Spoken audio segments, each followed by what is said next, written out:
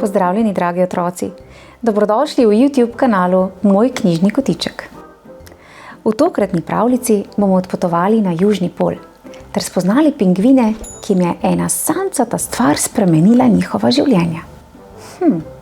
Le kaj bi to lahko bilo?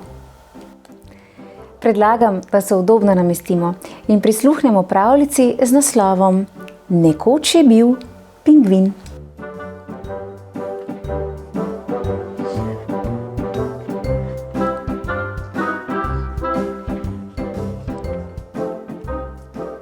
Nekoč se je na mrzli, daljni ledeni gori pingvin Pingo spotaknil ob nekaj.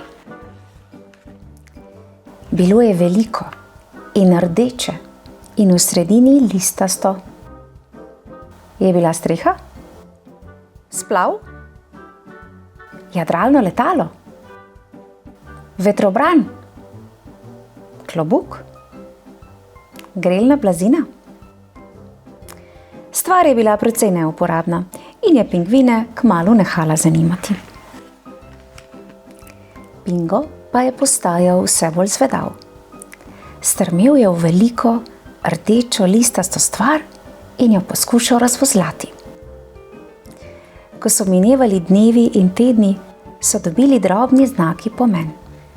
Pingo je bil zelo bister pingvin. Od takrat se je Pingo v stvar zatopil.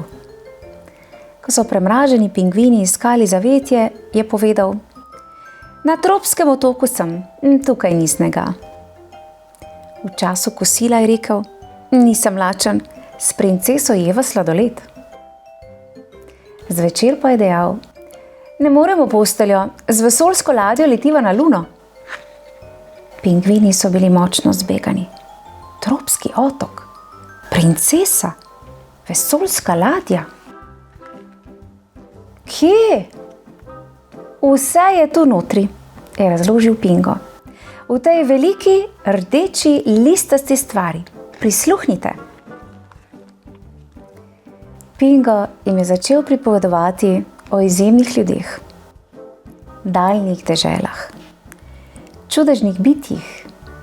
Bilo je razburljivo, osupljivo, včasih malce grozljivo. In ko je obrnil zadnjo stran, so pingvini vzklikali: Hočemo še!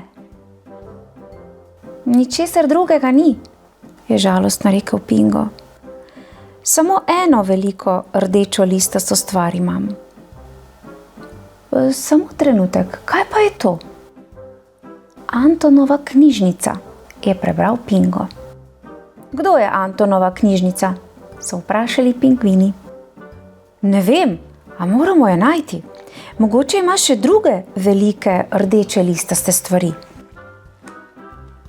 Zamisel jim je bila všeč. Podali so se na pot čez morje, čez gore, goščavja in džungle,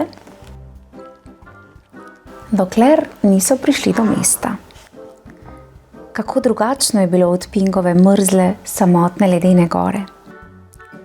Meščani so hrupno racali in hiteli sem in tja.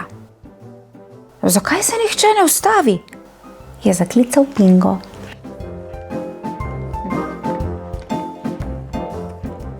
Nenadoma je zagledal znan obraz. Princesa! In odpeljala jih je v Antonovo knjižnico.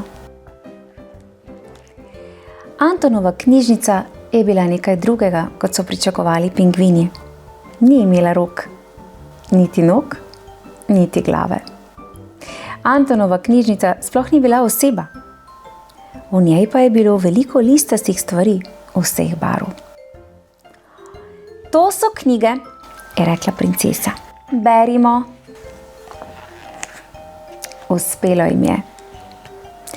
A knjižnico so zapirali. Zapirate, je kriknil Pingo. Moram prebrati konec te zgodbe. Knjigo si lahko izposodiš in jo prebereš doma, je rekla princesa. V knjižnici si lahko vsakdo izposodi knjigo.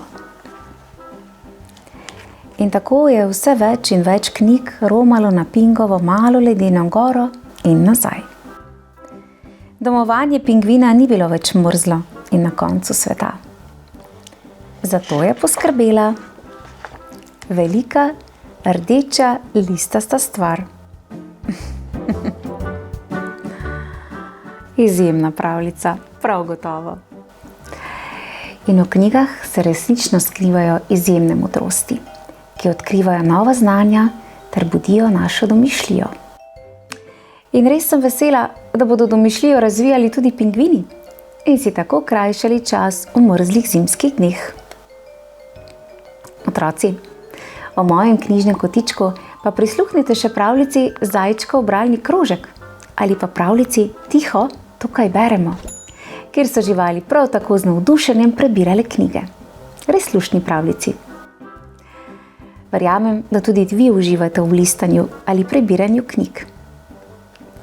Pozdravček prav vsem. Čau, čau. Ja. Pingvin Pingo. Zanimivo, kako se je tale listasta stvar sploh znašla na južnem polu.